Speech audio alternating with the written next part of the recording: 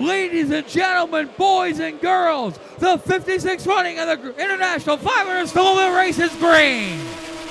Well, that flag drops, and right away, Troy DeWald, he'll get that cataract collision already cat out to the lead there. On the high side, Zach DeWald up to the high side. The two sleds run down that long back straight. Now Zach DeWald, he'll grab that spot back as he'll get that Mickey's factory sled sponsored Polaris by as they roll down into turn 3. Your leader in the 57, that is Zach DeWald. Rider with his hand up. That's Dylan Stevens. Dylan Stevens potentially out of gas. The 99 machine, his hand has gone up. He made the pit stop earlier, topped off with fuel. He's got his hand up, and snow dust everywhere. We could have a new leader. We do. Zach Herfindahl takes the lead on lap 91. Zach DeWald has crashed in the bales as well.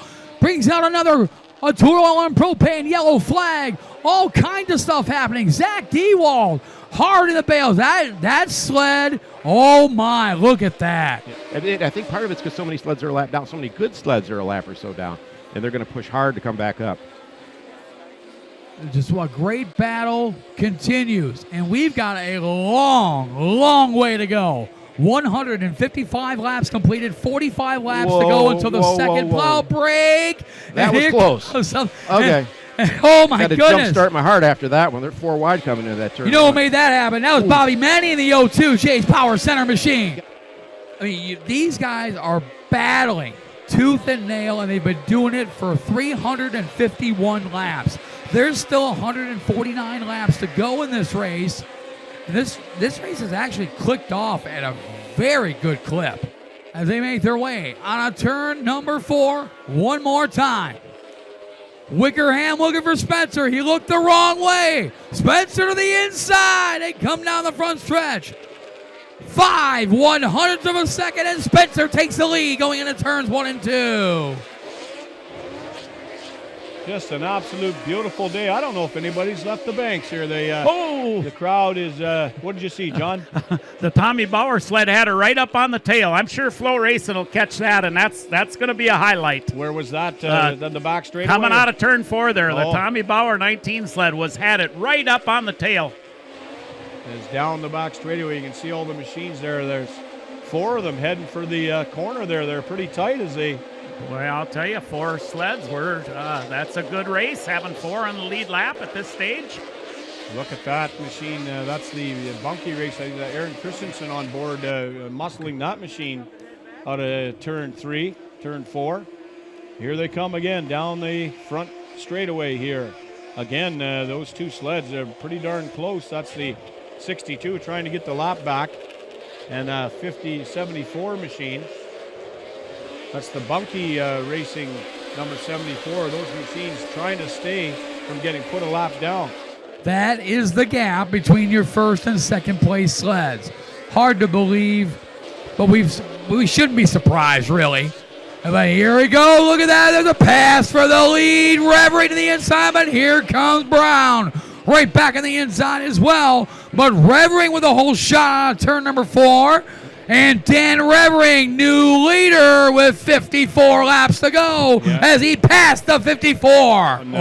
We got a battle for the lead. Sorry, Spanky. They're battling again. Side by side for the race lead. Down the front stretch. Revering barely across the line that time. 51 laps to go. What a beautiful sight there now is Revering on the inside. Look at those sleds sideways, almost contact made as they come down and head towards the bridge here as Brown looks for that door to open down the bottom. Wow, what a battle that is for the scrap for the lead down the back straightaway. And there goes Brown again to the inside as they make their way down the long 2,000-foot backstretch. Brown with the advantage, but Revering around the high side. My goodness. Boy, Revering stayed on the front. Now he's slid up a bit now. He'll open the door as Brown tries to fight back. Look at the air time. Look at that launch there now off that number 44 sled. That bump on the inside of that turn 4 corner getting pretty big, and down the straightaway. Revering will take him under the bridge. He continues to lead here. 451 laps in the books as they head down off. Whoa, Revering went way high, and the lead goes back to Paul Brown. Paul Brown had opened the door. Brown able, whoa, Revering will come up on one ski now. Brown up to the top of the track. Not going to happen this time by as Brown able to hold him off. There's now look at this. The hand down on the 54. Paul Brown. Hand, oh my. It's to these two. Dan Revering and Ryan Spencer. They'll make their way down the front stretch one more time. And it's kind of reminiscent of Thursday night. Tyler Towns setting up James Hicks. This time it's Ryan Spencer trying to set up Dan Revering. Everybody that was watching that Meyer Pro shootout is definitely anticipating another finish like that.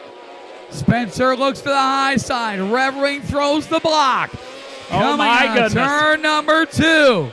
The gloves are off between Dan Revering and Ryan Spencer. Oh my goodness. 23 to go. He has traffic in front of him.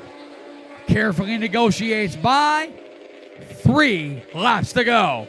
He's hitting those marks flawlessly right now. Awesome. You can watch even in the lap track that he's able to negotiate, get right back, come into the corner, sweep up to that high line, and carry on down the back chute. Right in the smooth lane all the way. And believe me, John and Arlene, Grandma Arlene and Grandpa John are looking down on this performance.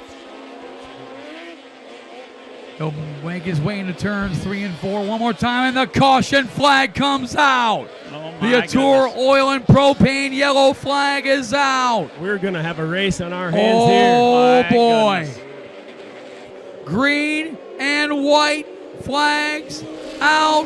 1 to go. Here we go. And here we go. Revering with a great shot on turns 1 and 2. Spencer on his tail. Yes, he is, Ryan Spencer. He's got to make up a bunch of real estate in about 3/4 of a mile. Dan Revering, your race leader. He'll bring him into turns 3 and 4 for the final time. Ryan Spencer is there trying to make something happen. He's going to have to dive bomb into turns 3 and 4. Revering through 3. Out of turn number 4. Makes it safely through the moguls. Down the long 2,000-foot front stretch for the final time. Boy, I'll tell you, what Here a race. he comes, Dan Revering. We'll see the checkered flag, and he'll win What a the race. 56th running of the International 500 Snowmobile race. What a race. Dan Revering, awesome job. Absolutely. What a finish.